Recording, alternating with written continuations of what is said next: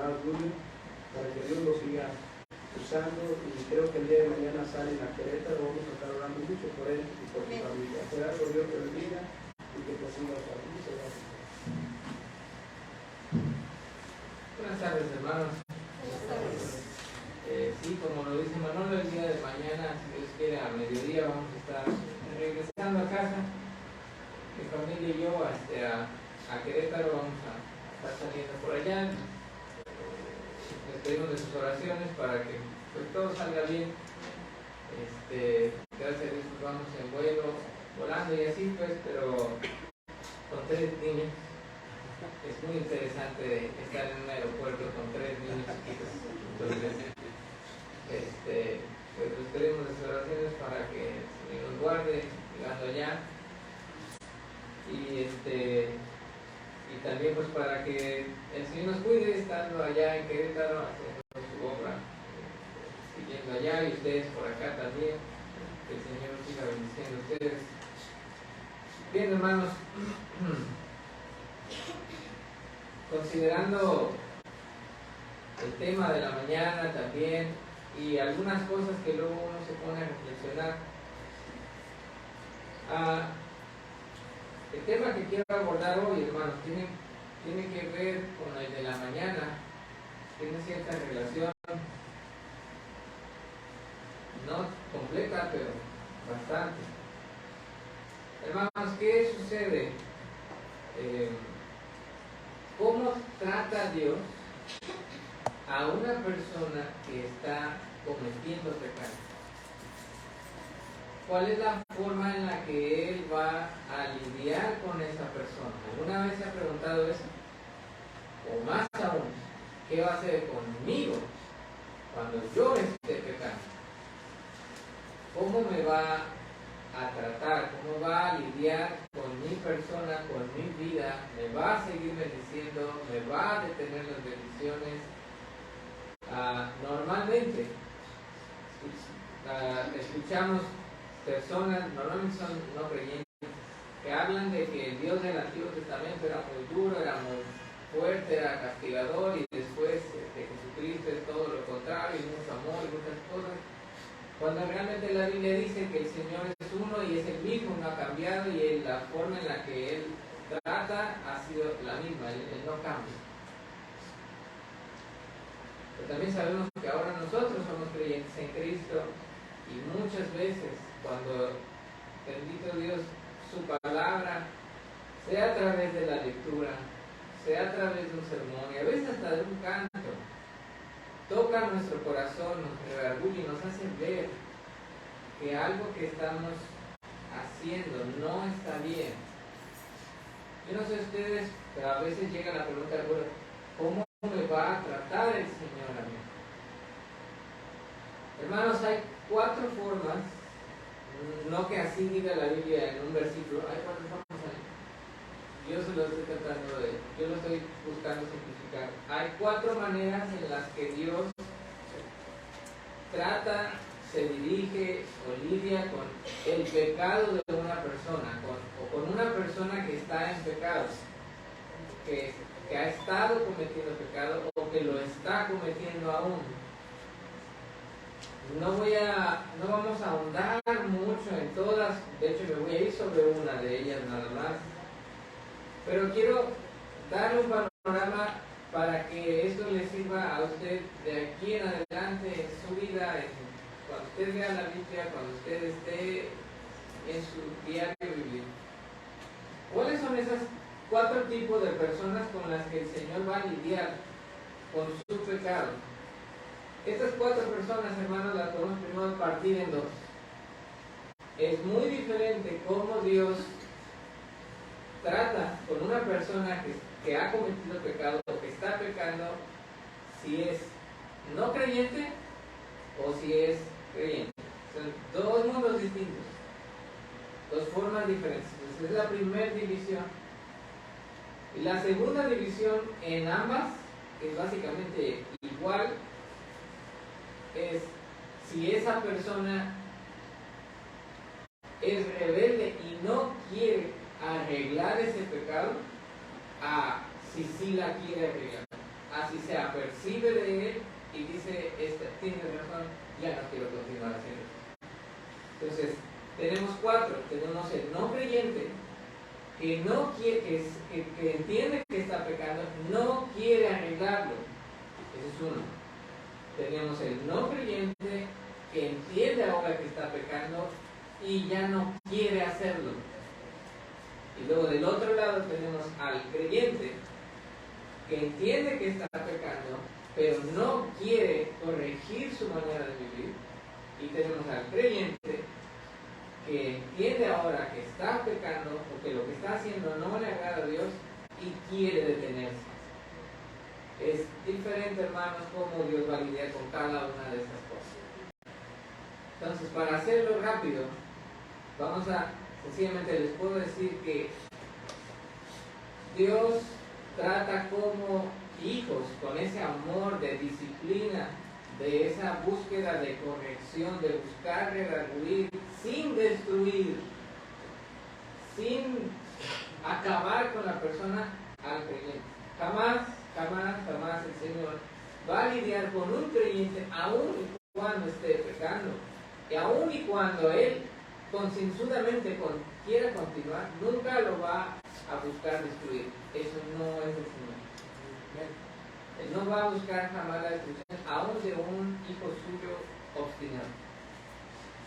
Pero es diferente cuando hay una persona que no ha tenido una relación personal con el Señor, que entiende que lo que está haciendo es desagradable a Dios y dice, no me importa, voy a seguir haciéndolo.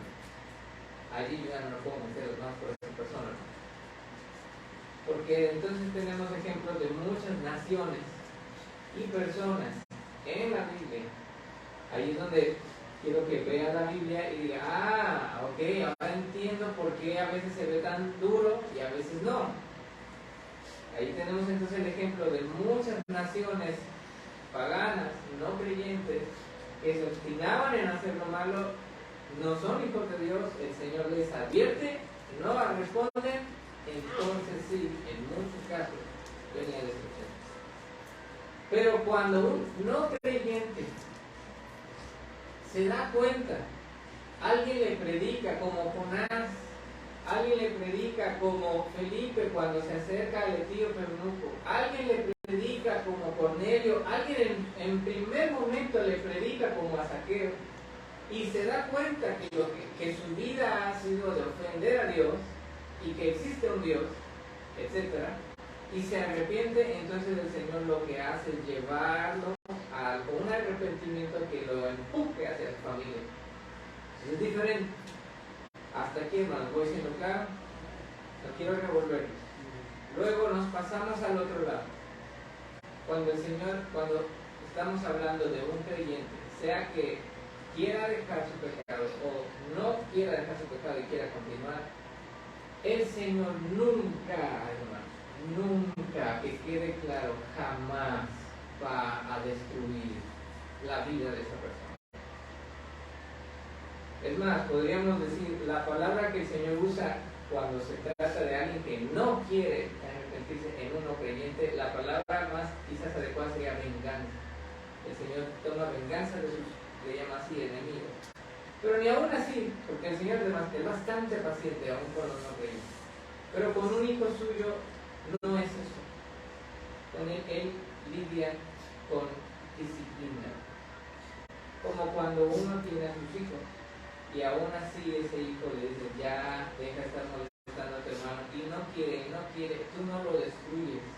Tú no llegas con una varita a destruirlo.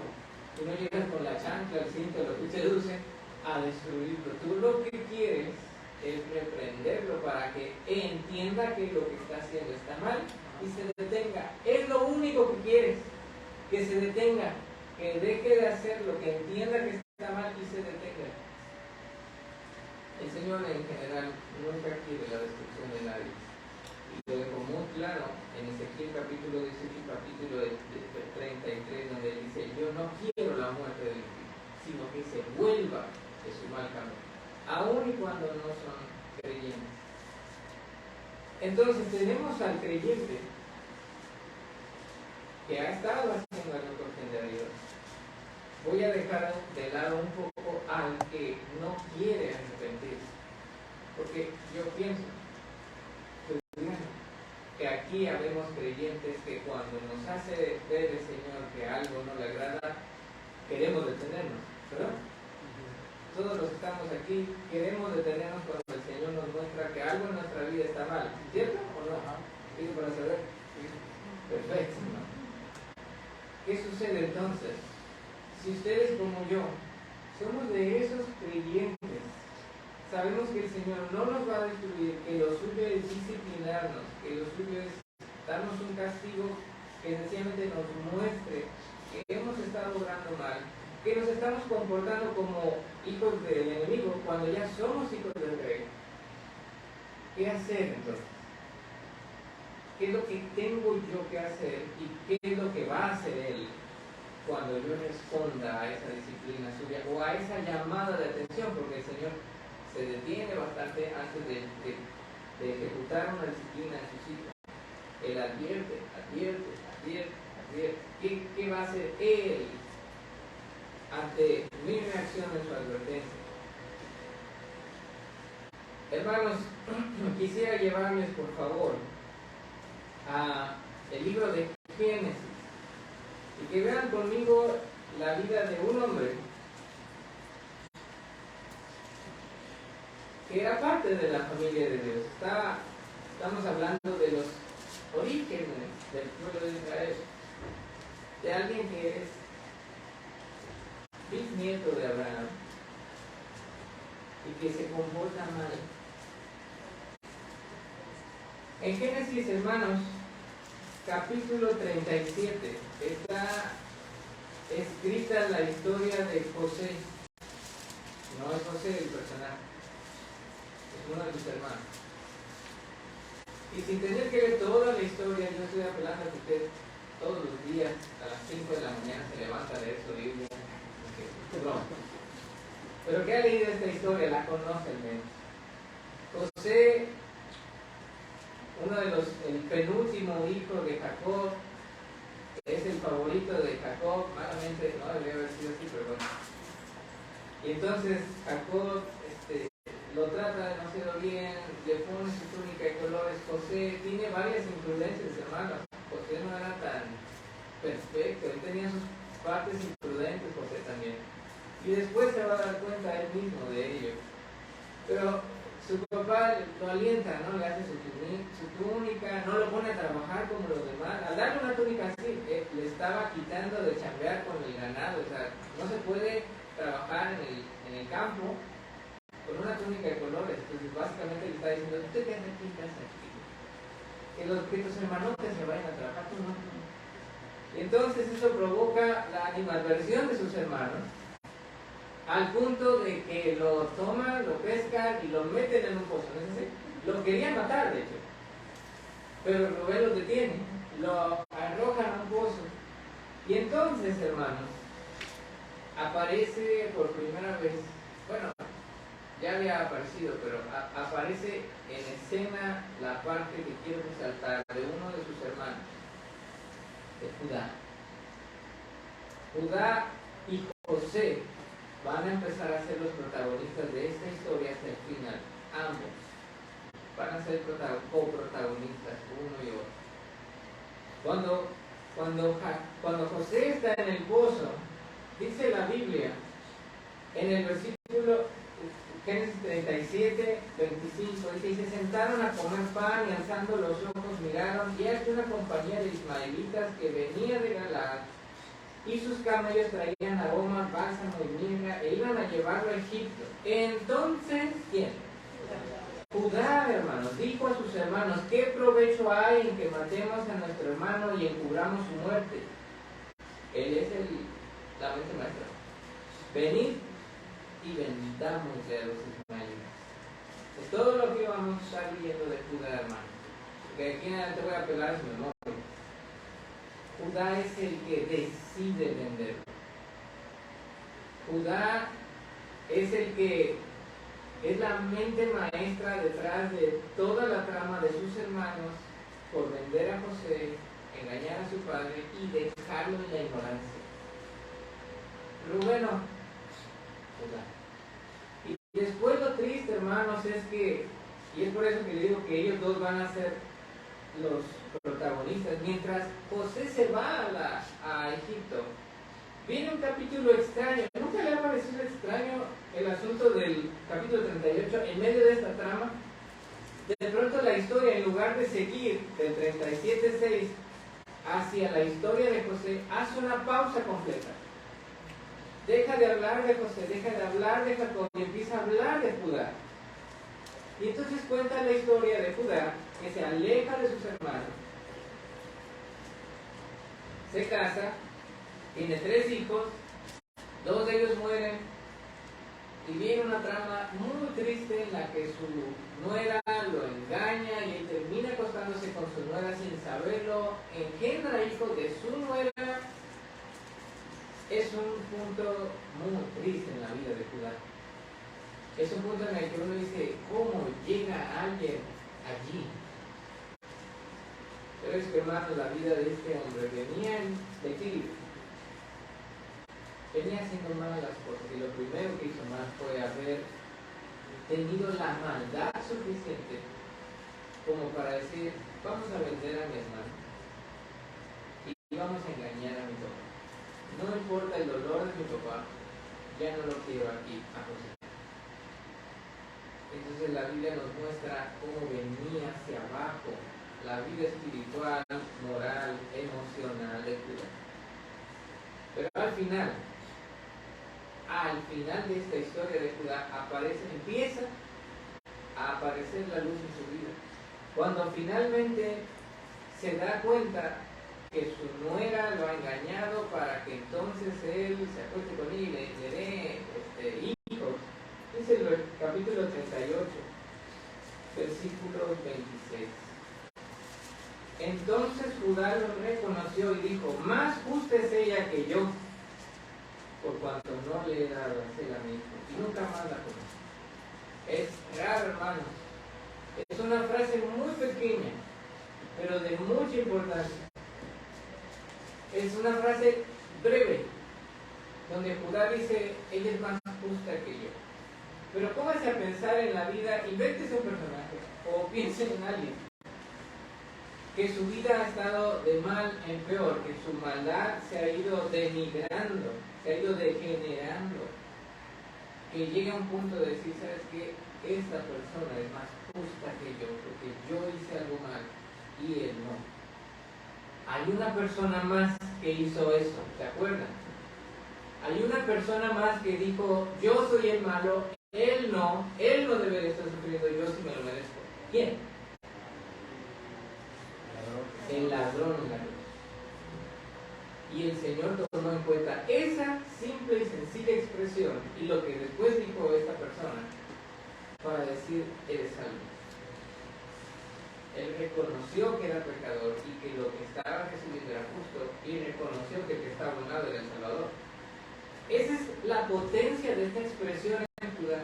Cuando él voltea hacia Tamar y dice, ella es más justa. Yo no.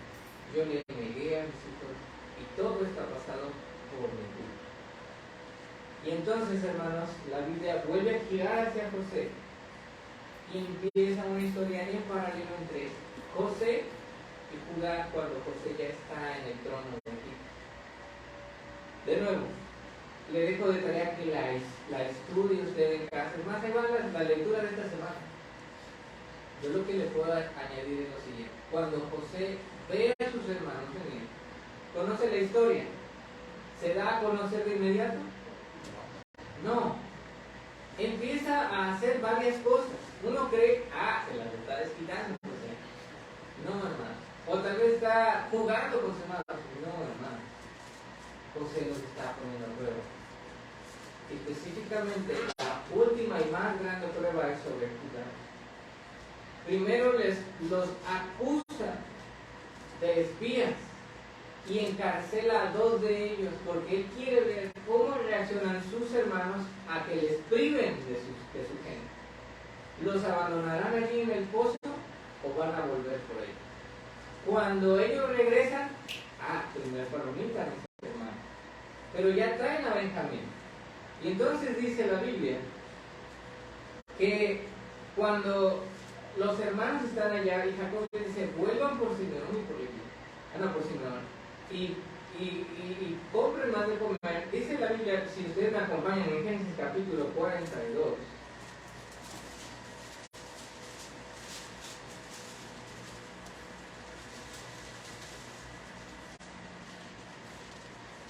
dice, en el versículo 37, dice 42, 37, y Rubén, note quién está hablando, y Rubén habló con su padre diciendo, y vea lo que acaba de decir Rubén, harás morir a mis dos hijos si no te lo devuelvo, entrégalo en mi mano que yo lo devolveré a ti. Número uno, ¿qué es Rubén? Eso no se dice, pero bueno, así era Rubén.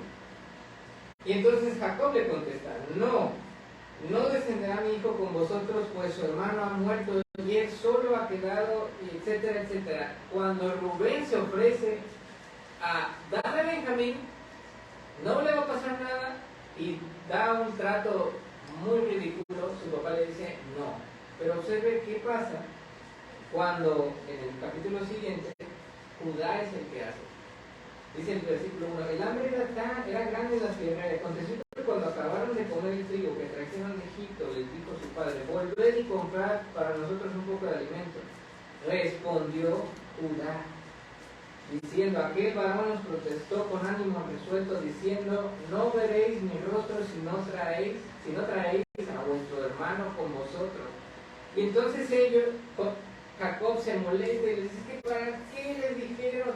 ¿Para qué le avisaron que yo tenía otro hijo? Y entonces, dice el versículo 8, entonces Judá dijo a Israel su padre, envía al joven conmigo, y nos levantaremos e iremos, a fin de que vivamos y no muramos nosotros y tú y nuestros niños.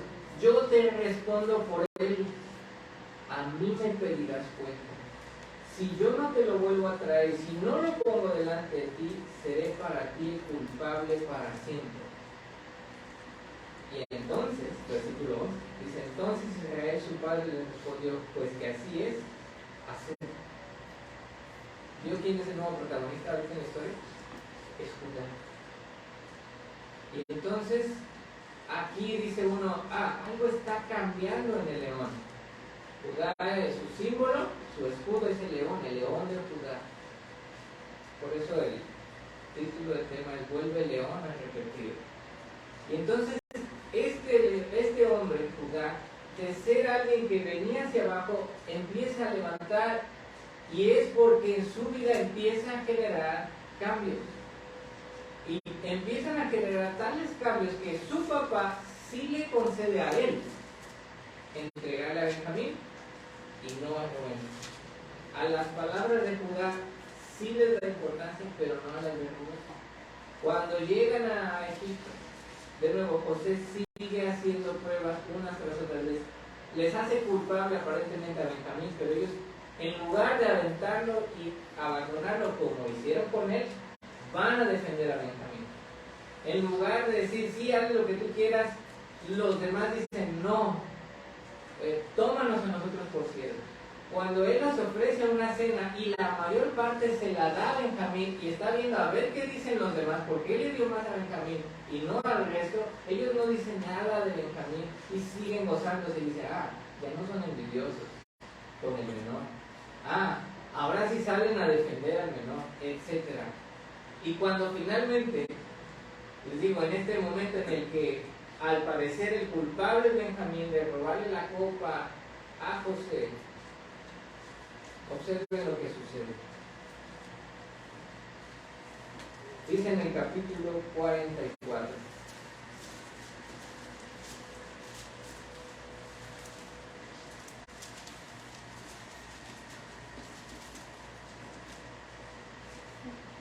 Dice en el capítulo 44, versículo 17, José les dice, me lo voy a quedar ahora porque me robó. Y les dice en el 17, José respondió, nunca yo tal haga. El varón en cuyo poder fue hallada la copa, él será mi siervo. Vosotros id en paz a vuestro padre. Porque le acaban de decir, no, déjalo, tómanos a nosotros, pero déjalo ahí, él es el menor, vas a matar a nuestro papá. Y él dice, no, que no voy a tomar los más, solo al culpable.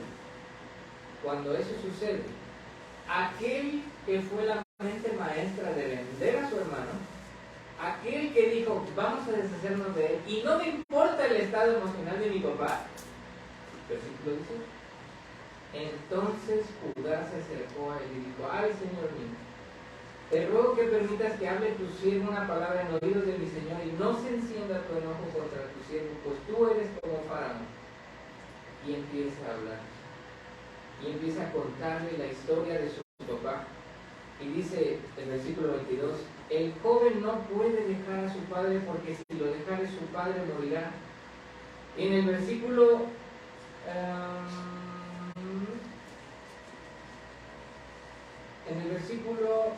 29, y si tomáis también a este de delante de mí, él estaba diciéndole las palabras de Jacob, y le acontece algún desastre, haréis descender mis canas con dolor al Seol.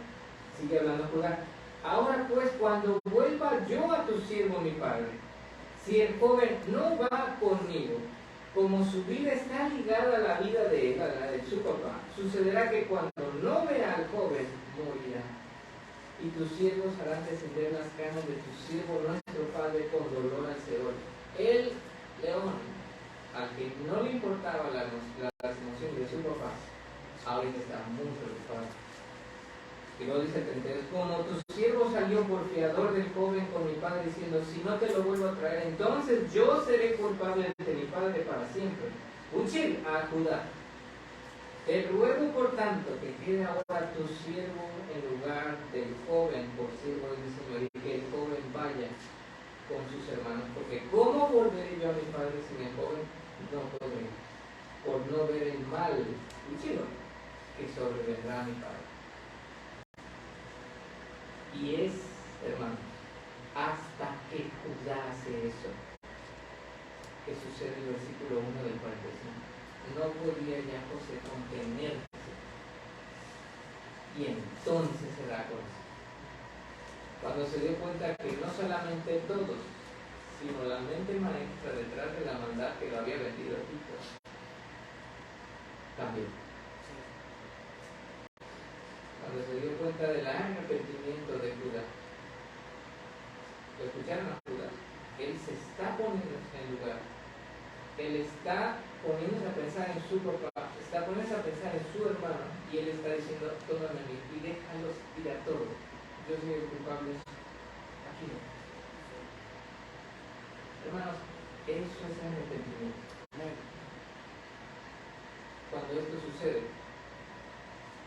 de ser una persona que iba hacia el pozo en cuestión de pecado, de inmoralidad, etc. Vean lo que Dios le hace a una persona que a través de su vida dice, ya no, esta forma de ser no le agrada a Dios, caí bajo y tengo que empezar a cambiar. Vean lo que Dios hace con una persona así. Génesis capítulo 49. Versículo 8.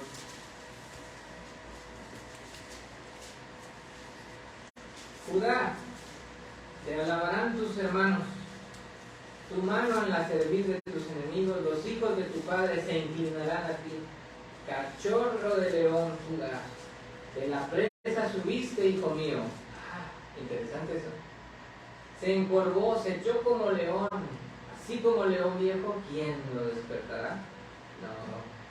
No será quitado el cetro de Judá ni el legislador de entre sus pies hasta que venga Silo, y a él se congregarán los pueblos. Atando a la vid su pollino y a la cepa el hijo de su asna, lavó en el vino su vestido y en la sangre de uva su mano, sus ojos rojos del vino y sus dientes blancos de la leche. Qué tremenda bendición le tocó a este hombre. Pero hermanos, ¿ustedes creen que esta bendición le hubiera correspondido a Judá de no haber hecho lo que hizo en la segunda parte de su vida? No, hermano. ¿Qué es lo que Dios quiere de sus hijos cuando sus hijos se dan cuenta que han estado haciendo mal, hermanos. Es muy simple. Arrepentimiento.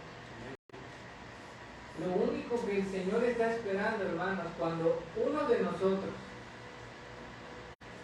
está ofendiéndolo con su vida, con nuestra vida, y Él nos lo hace ver, es que te detengas, es que dejes de hacerlo.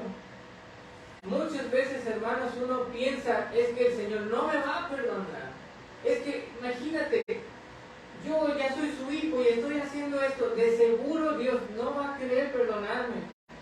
Y a veces, no sé si les ha sucedido a ustedes, llega esa sensación infantil de decir, tengo que pedirle como 10 veces perdón a Dios, porque como que hasta la 10ª me va a perdonar. Hermanos, no es así.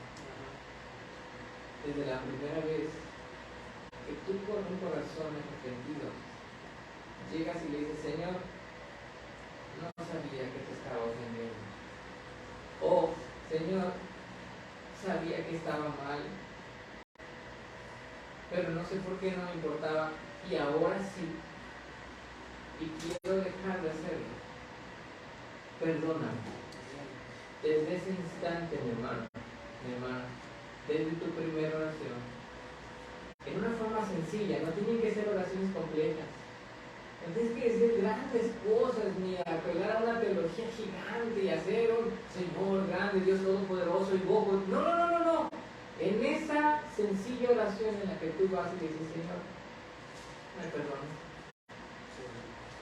Desde ese momento, el Señor te perdona.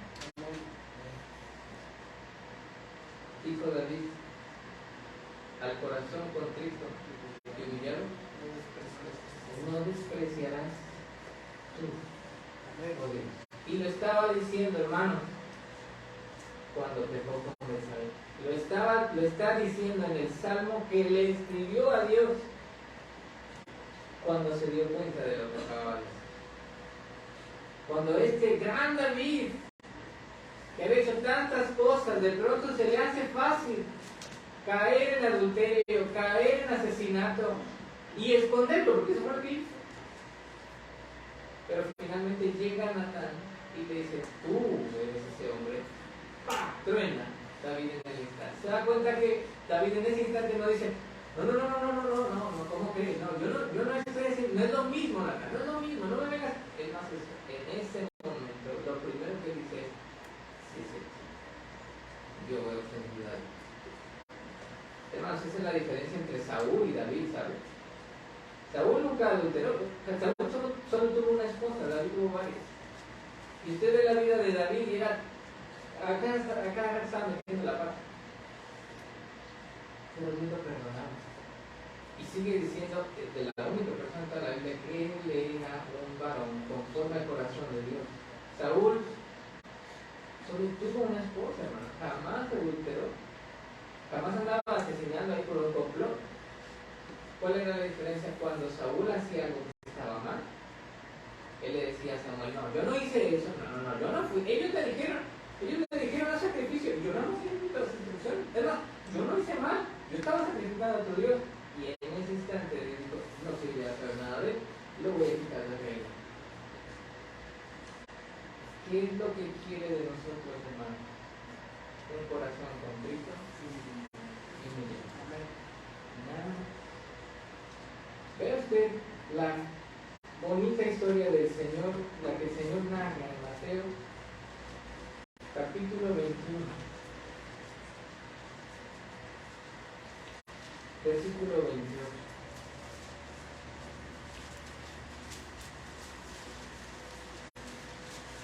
Mateo 21, 28, el Señor dice lo siguiente, pero ¿qué os parece? Un hombre tenía 2 hijos, y acercándose al primero le dijo, hijo, te voy a trabajar en mi viña. Respondiendo él, dijo, no quiero. Pero arrepentido, pero después, arrepentido, y acercándose al otro le dijo de la misma manera. Y respondiendo él dijo, sí Señor, voy. Y no fue. Versículo 31. ¿Cuál de los 2 hizo la voluntad de su padre? Dijeron ellos, el primero. dijo, de cierto os digo que los publicanos y los romeros van delante de vosotros al reino de Dios. Y se lo estaba diciendo a los fariseos, hermano, que las romeras y los publicanos les estaban ganando la carrera porque ellos estaban arrepintiendo a pesar de que su vida entera había sido mala. Una vez más, ¿qué es lo que Dios quiere de nosotros cuando Él nos muestra que hemos estado ofendiéndolo? Arrepentirse. Y cuando nosotros nos arrepentimos y le decimos, Señor, perdóname, ¿qué hace Él, hermano? Perdón. Observe conmigo Jeremías capítulo 18.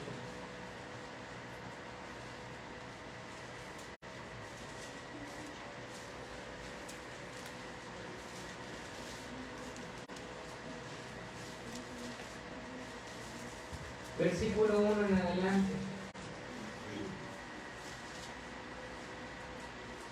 Palabra de Jehová que vino a Jeremías diciendo, levántate y vete a casa del alfarero y allí te haré oír mis palabras. Y descendí a casa del alfarero y aquí que trabajaba sobre la rueda, y la vasija de barro que él hacía se echó a perder en su mano y volvió y la hizo otra vasija según le pareció mejor hacerla. Entonces vino a mí palabra de Jehová diciendo, ¿no podré yo hacer de vosotros como este alfarero, casa de Israel? Dice Jehová.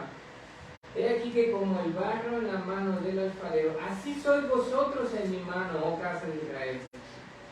En un instante, fíjese bien, hablaré contra pueblos y contra reinos para arrancar y derribar y destruir.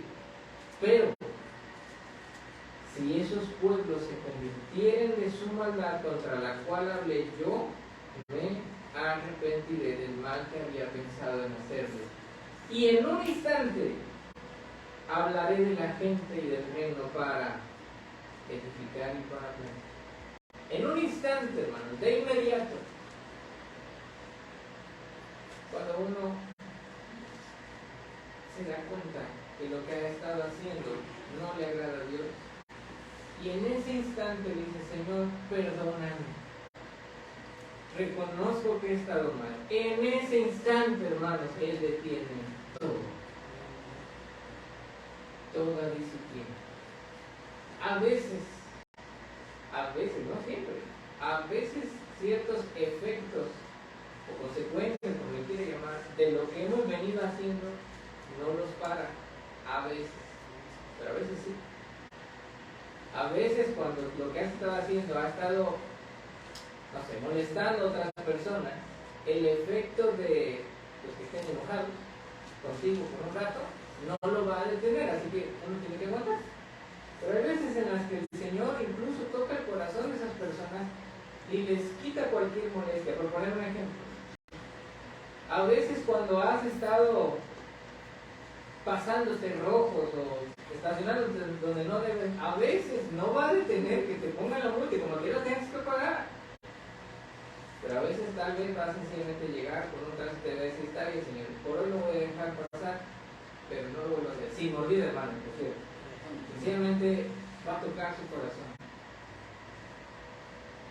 Pero eso es cuando ve nuestro corazón. Y hermano, lo que quiero que recuerdes es que no importa las veces que vayas. No importa las veces que lo ofendas, pero te des cuenta, te arrepientas y le pidas perdón, Él te va a perdonar una y otra vez. Porque eres su hijo, porque te ama, porque para eso nos salvó, hermanos, para no estarnos cantando nuestras maldades en la cara, para perdonarnos por la gracia y por la justicia de nuestro Señor Jesucristo. Pero tienes que hacerlo, mi hermano. Tienes que ir a Él y reconocerle que le fallamos y apelar a su amor y a su perdón, y Él te lo va a otorgar. Malo va a ser cuando sepas que estás ofendiendo y no quieras ir. Allí ya no sé qué te va a pasar. Dios va a tratar con cada quien de la manera que Él sepa. Pero sí sé que no importa quién, vayamos y nos presentemos delante de Él a pedirle perdón y nos perdone. hace meses atrás, en un día de trabajo, le dije a mis hijos, vamos aquí a la palapa, en donde vivo, hermanos, hay como una sección, como una palapa, pues hay una alberca allí y juegos y una zona para andar sentado y hacer carne asada, lo que venga. Entonces un día, en la mañana, estaba yo trabajando y ya no quería estar delante de la computadora y estaba muy cansada la vista. Entonces dije, ahora lo que voy a trabajar va a ser a mano y en libreta y con la Biblia, etc. Entonces le dije a Levi y a Jacob, oigan, para que también mami se duerma con Esdras, ¿quieren ir a la palapa conmigo? Sí. Entonces nos fuimos y ellos se llevan casi una maleta entera, hermano, con juguetes. Siempre les digo, no nos vas a ocupar, siempre llegamos y se trepan en la baladilla y todo eso, y no, ¿para qué se lo llevan? Y lo peor es que yo lo tengo que cargar. Como quiera se lo llevan. Llegamos a la palapa, estaba vacía, y entonces ellos traían un camión monstruo. Los dos les encantan los coches, les encantan los camiones monstruos, y ahí estaban jugando con eso. Entonces, sin decir quién fue, usted se lo imagina, uno de ellos le dice al otro, vamos a aventarlos, no sé. Entonces los empiezan a aventar y yo le digo a uno de ellos, ya no lo avientes, se te va a romper y yo ya no lo voy a poder arreglar. Y no, me dice, no se va a romper, se va a romper, mi amor, yo lo sé, no se va a romper. Y yo, bueno, está bien. Sigue aventándolo, y le vuelvo a decir, mi amor, si lo avientas, lo estaban aventando pero con todo, ¿no? Y le digo, si lo avientas así, mi amor, se te va a romper. Yo no sé si lo voy a poder arreglar, lo voy a intentar, pero tal vez lo vas a romper de una manera que ya no se va a poder arreglar, tú sabes. No se va a romper. Hermanos, literal, dije, hago esto, me doy media vuelta, empiezo a trabajar como a los 10 segundos. Nomás escucho ahí. Ni volteé, no dije nada. A ver qué pasa. 10 segundos después, llega mi hijo con el juguete roto en sus manos y me dice, como si no lo supiera, como si hubiera sido una sorpresa así, nunca lo vi venir. Me dice, oye, mira, se me rompió el camión. Entonces lo agarro, lo veo y le digo, mi amor, dije que se te iba a romper. Y dice, pero ¿por qué se me rompió? Le dije, porque lo estabas aventando muy fuerte. Esa vez de manos intenté arreglarlo, la verdad es que lo tronaron de una manera, ya no tuvo remedio. Pero a veces así somos, hermano, con el Señor. Y esa vez me acuerdo que eso me dejó pensando en mí. ¿Cuántas veces, hermano, el Señor está diciendo, ya no hagas eso? Te va a romper la vida. Sí. Vas a romper en pedazos tu familia. Exacto. Vas a romper en pedazos tu testimonio. Vas a romper en pedazos tu trabajo. Lo que tú quieres. Y tú, no se va a romper. Vas a ver, ya ha aguantado varias aventadas. Y en una vez. Bueno, así es. ¿Y sabe qué es lo que más amo de Dios? Que no importa cuántas veces llegues con él y le digas, Señor, me rompí la vida, me perdono. Él no es como él sí puede agarrar eso y volverlo. Amén. Y lo único que necesita es que vayas con él, con tu vida en pedazos, con tu testimonio en pedazos, con tu orgullo hecho pedazos, y le digas, perdóname, tenía razón, yo estaba mal, ya no lo quiero hacer, perdóname. Y él te va a perdonar. Observe conmigo, hermano. Lucas, capítulo 15.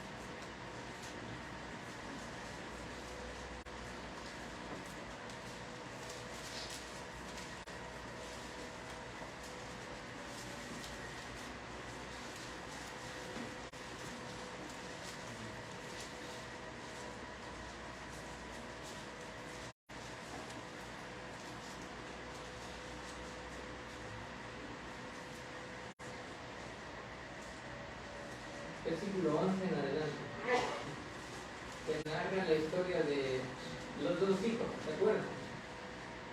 Se llama la historia del hijo pródigo. Pero quiero que no te hagan dormir. Dice la Biblia que un hombre tenía dos hijos. El menor de ellos le pide toda su herencia. ¿Se acuerdan? Se va lejos, la malgasta toda, la pierde toda, y la pierde no en inversiones, hermano. No fue un problema de bienes raíces, no se cayó la bolsa. Él andaba de borracho. Y dice la Biblia que andaba malgastándolo con las rameras. Perdidamente, dice el versículo 3. Y cae bajo.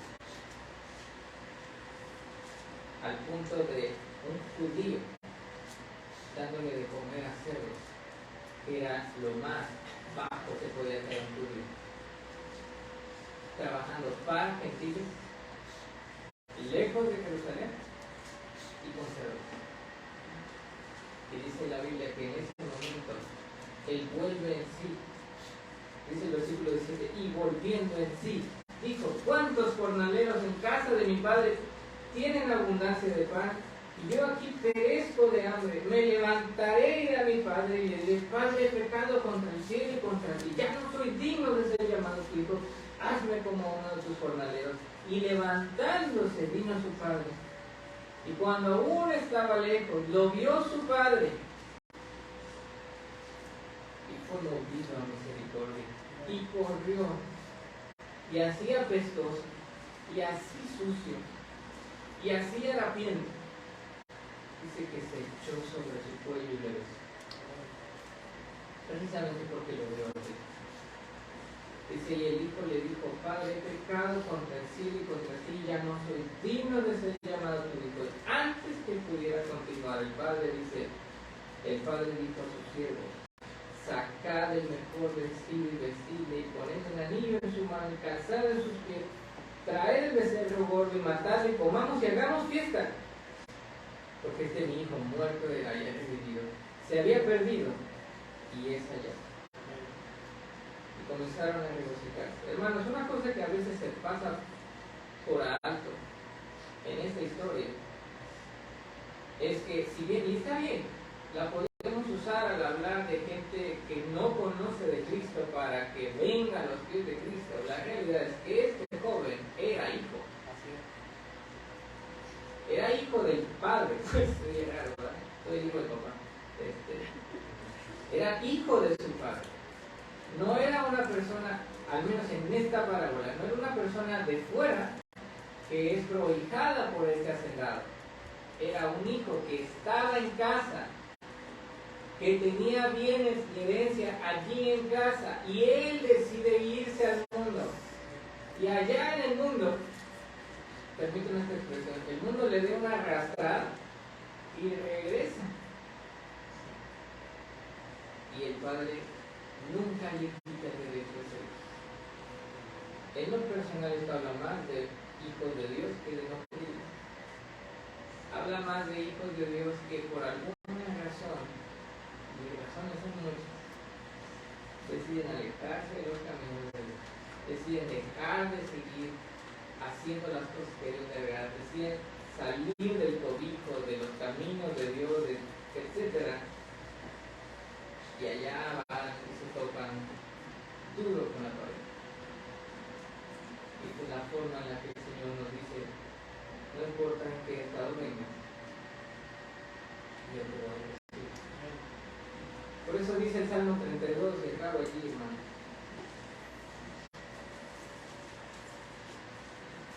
Bienaventurado aquel cuya transgresión ha sido perdonada y cubierto su pecado. Bienaventurado el hombre a quien Jehová no inculpa de iniquidad y en cuyo espíritu no hay engaño. Mientras callé, se envejecieron mis huesos en mi gemido del día.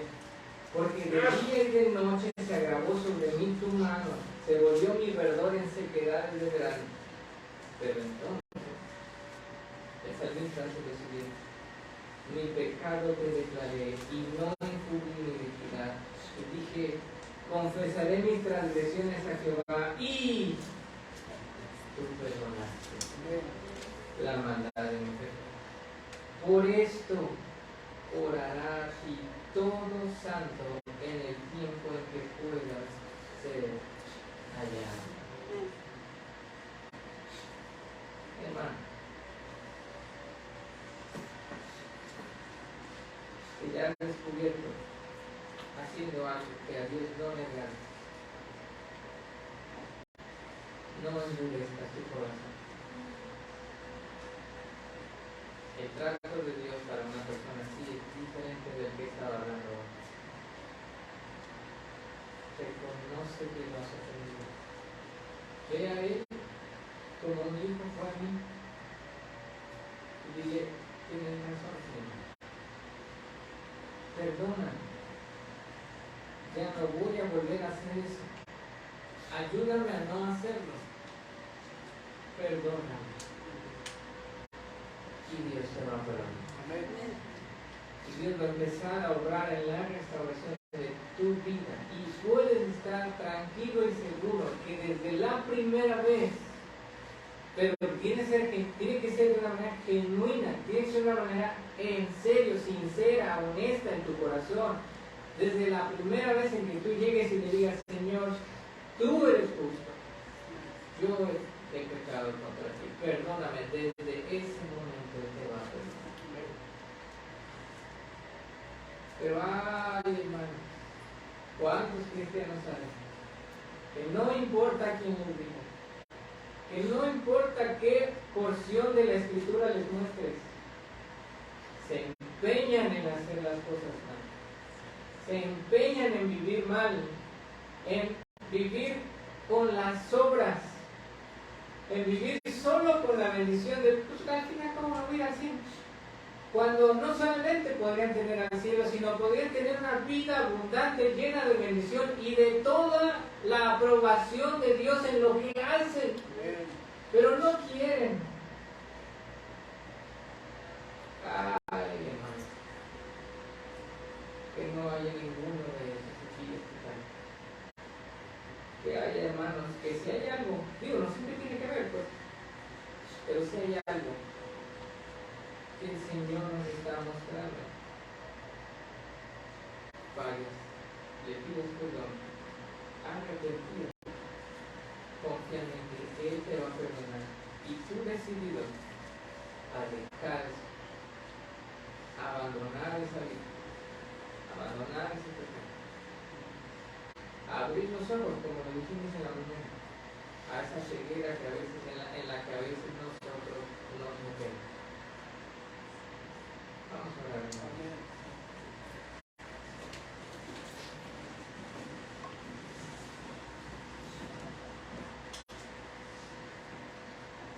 Dios bendito y todopoderoso,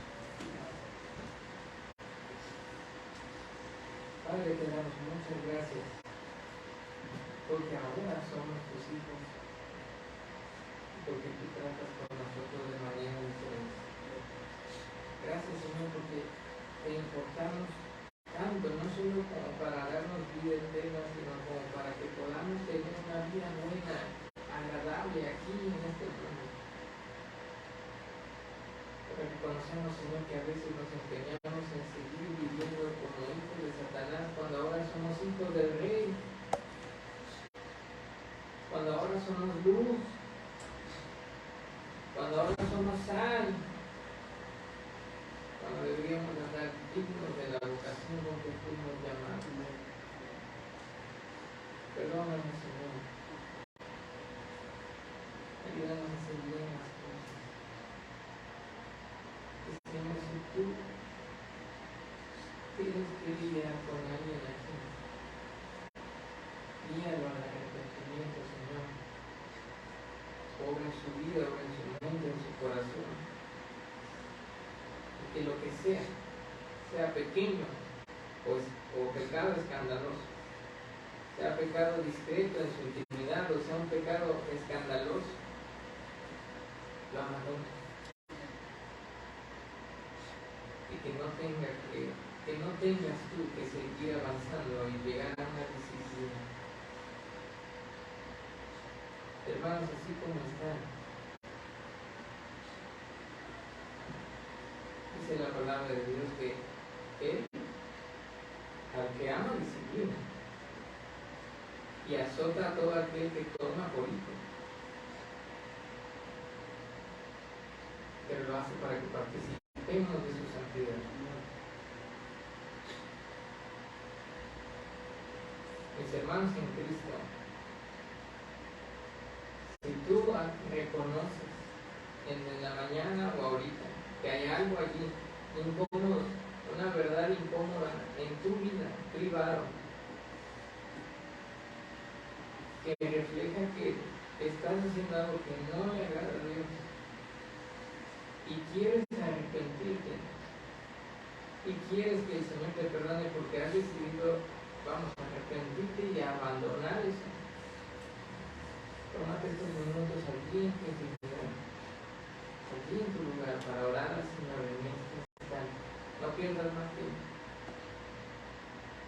y ponla de tajo con todo lo que tenga que ver con eso que ofende a Dios de tu vida. Pero también me dirijo, así como están, a aquellos que quizás nunca han tenido un encuentro personal con Cristo. Quizás tú eres de aquel primer grupo del que hablé, de los que aún no son hijos de Dios. Y entonces lo primero que tienes que hacer es reconocer que eres pecador, así como yo lo hice un día. Reconocer que somos pecadores, que nuestra vida ofende a Dios. Y dice la Biblia, que todos los que somos pecadores tenemos que pagar por ese pecado, y dice la Biblia que la paga del pecado es muerte, es la condenación eterna. Estoy abreviando varios versículos. Querido invitado, querida invitada,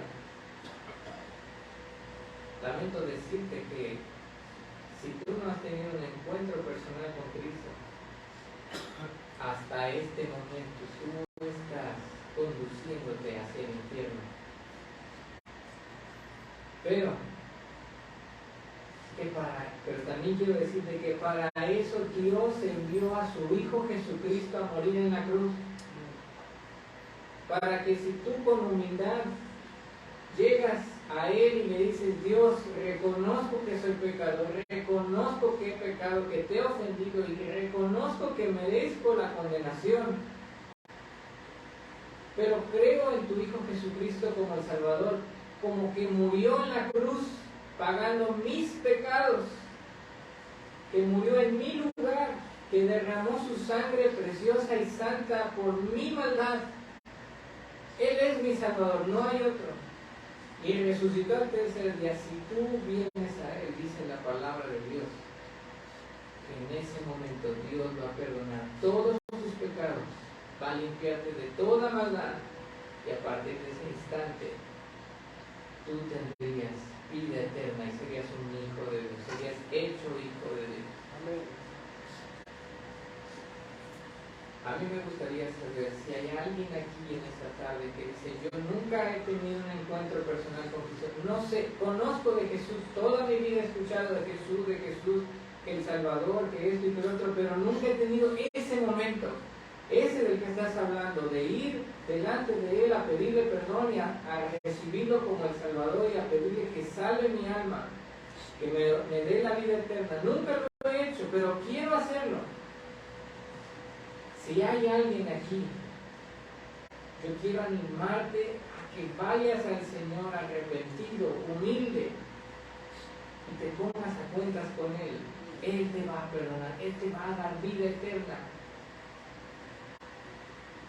Me gustaría saber si hay alguien aquí que dice: yo quiero tomar esa decisión, para poder en privado, no aquí, tal vez en un cuartito aquí atrásito, en privado, de una manera más personal, alguien que te pueda explicar el Evangelio. ¿Habrá alguien aquí en esta tarde que dice: yo quiero recibir a Jesucristo como mi Salvador, yo quiero que Él perdone mis pecados y quiero ser un hijo de Dios en esta tarde? Si hay alguien aquí, yo quisiera pedirte que levantes tu mano para yo saber que quieres tomar esta decisión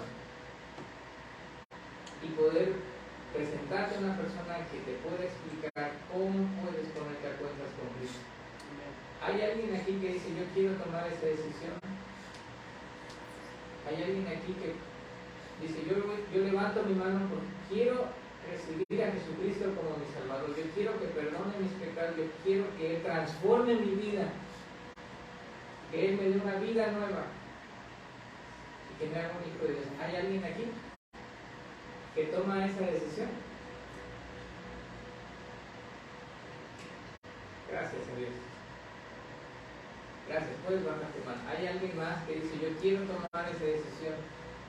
Yo quiero que alguien me comparte el Evangelio y que me explique cómo puedo hacer eso, cómo puedo entregarle mi vida al Señor Jesucristo y que Él me salve. Ya una persona levantó su mano. ¿Hay alguien más que dice, yo quiero tomar esa decisión? Gracias a Dios. Otra persona más.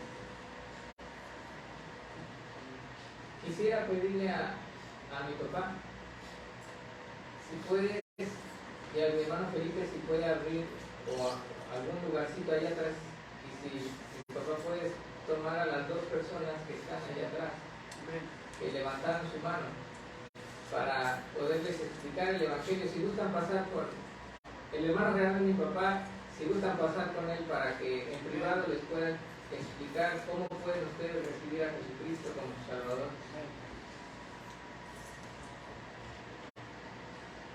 Gracias a Dios, hermano. Amén. El Señor está haciendo maravillas delante de nosotros. Amén. El Señor los quiere bendecir, hermano. Hay almas que están llegando a los pies de Cristo todavía. Que esto sea un aliciente, hermanos, para la iglesia, para seguir predicando el Evangelio y no dejar pasar ninguna oportunidad. Señor, te damos las gracias por estas dos preciosas almas que se han rendido a tus pies.